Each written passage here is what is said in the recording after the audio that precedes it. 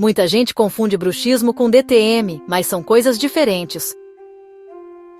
O bruxismo é o hábito de apertar ou ranger os dentes, geralmente durante o sono.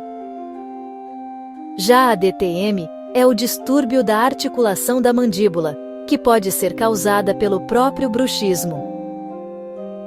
Ou seja, um pode levar ao outro. Se você percebe desgaste nos dentes ou dor na mandíbula, vale investigar.